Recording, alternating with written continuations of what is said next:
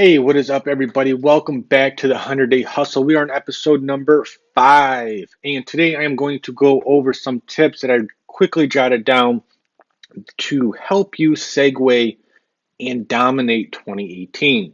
Now, before we go ahead and get into that, I do want to ask you guys to follow me if you want to stay up to date on tips at 100 Day Hustle on Twitter, Instagram. I will be on Snapchat, currently just doing personal. I haven't figured out how to help too many people on Snapchat yet, but I will be come 2018, so keep that in mind.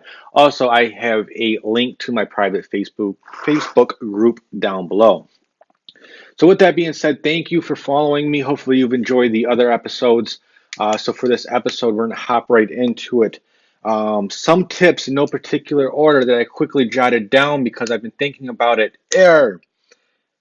Meet with a CPA, whether you have one or not. If you don't have one, get one, but definitely consult with one. I'm actually trying to schedule a meeting with mine. I think I'm going to be next week. They're supposed to call me back.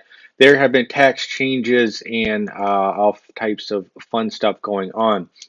For those that do not have a CPA, I highly recommend hiring one if you're doing enough business, especially if you're at like 10,000 a month in sales or more, definitely, maybe even 5,000. Anyways, you should have one. Even if you don't consult with one, this is where I failed, and you would likely be a lot further ahead than where I am if you're just starting out, if you actually just consult with one.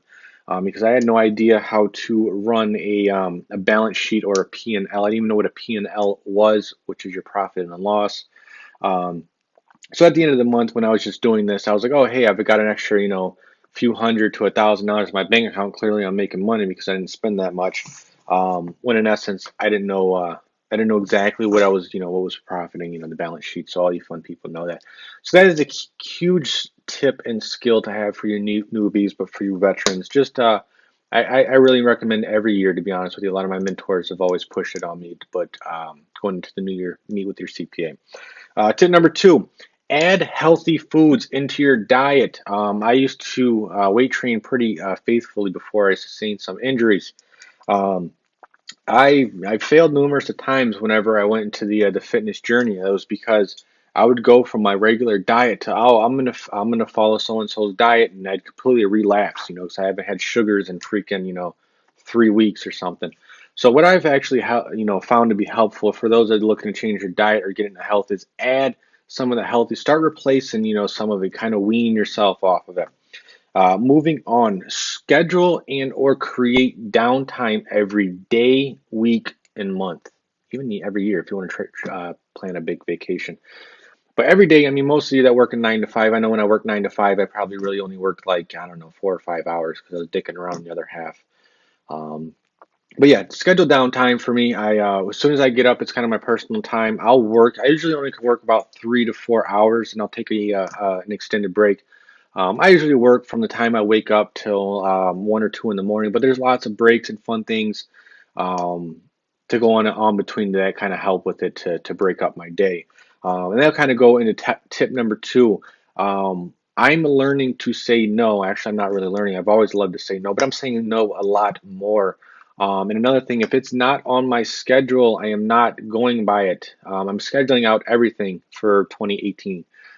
If somebody wants to meet with me, it's going to be on my schedule.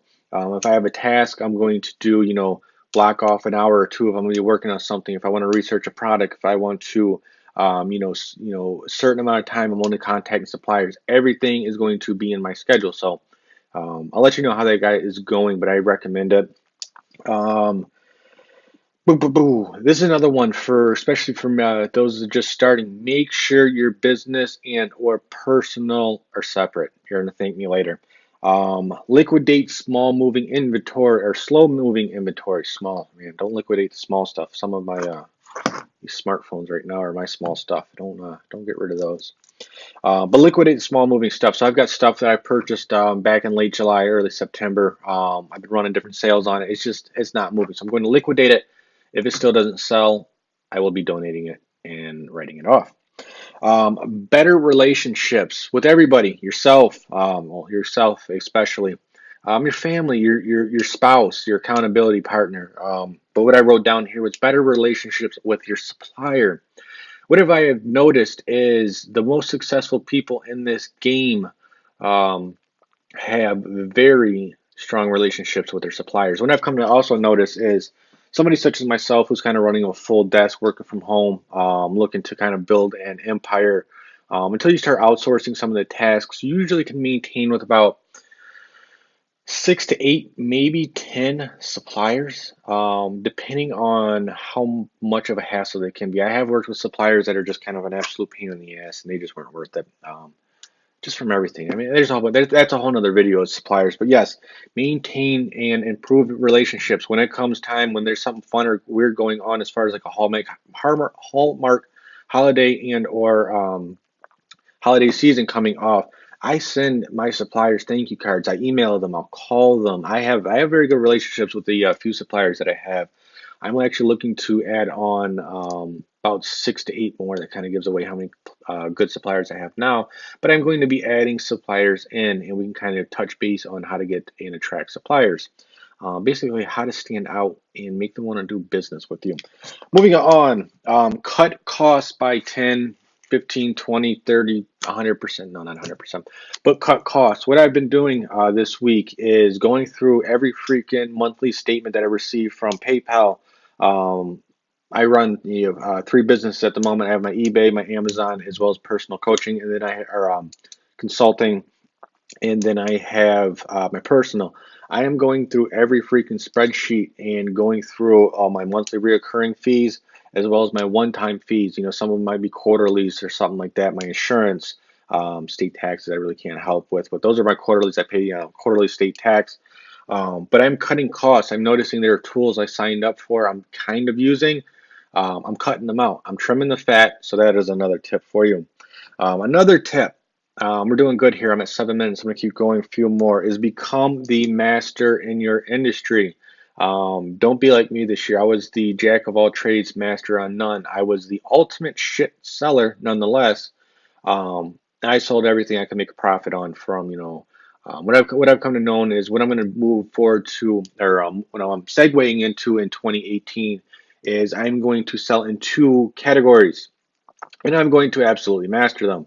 And there are a criteria that I've set up both as far as what is my buying criteria? How much am I willing to spend in one purchase?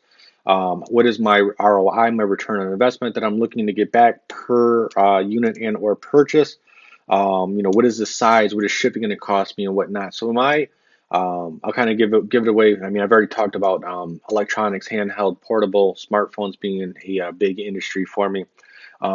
But my thing is I want something that is going to sell fast. I want it to go up, I want to sell multiple units a day, basically.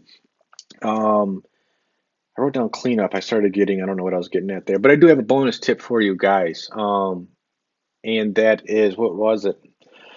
Oh, yes. So I did purchase or actually got a new smartphone for myself. But for those resellers, once I've gotten in the industry, I have noticed saving the boxes, manuals, accessories that your higher end purchases come with. Whether it's purses. I've known luxury purses will come with a dust cover, electronics. Obviously, you got your back boxes, your manuals. Anything you can think of that has potentially have resale value down the road. Save the boxes.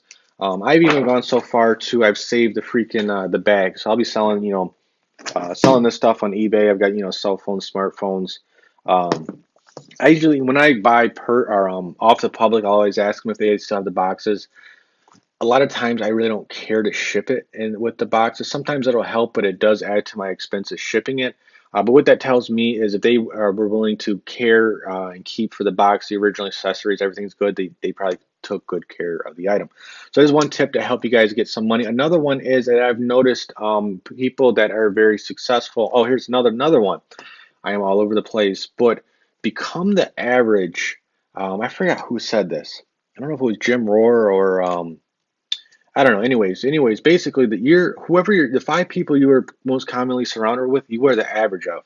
So to kind of reverse psychology to that, become the average of 5 people.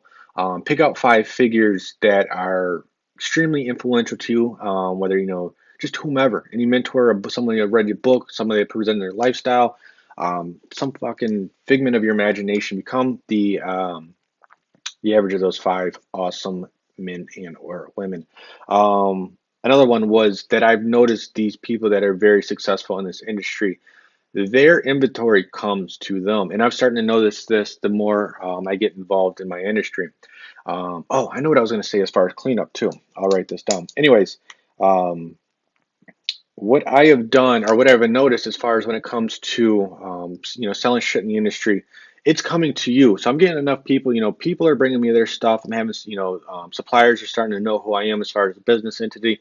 So those are really the people, and that's the way to do it. In the beginning, and how I got started, and how a lot of you might be getting started, it is I just went out there and I started scanning shit on shelves with one of these wonderful devices that's a smartphone. And oh, look at that! I just sold something on eBay. Um, on a smartphone, I scan it and see, basically take it from that market, which is a brick and mortar store, and sell it onto a e-commerce platform, which is a called arbitrage. And that's kind of how you do it. And you'll start to gather, a rhythm and see what's selling, what brands are selling, what products are selling. So you'll kind of get to that. But once you become the master of it, that eats up a lot of your time.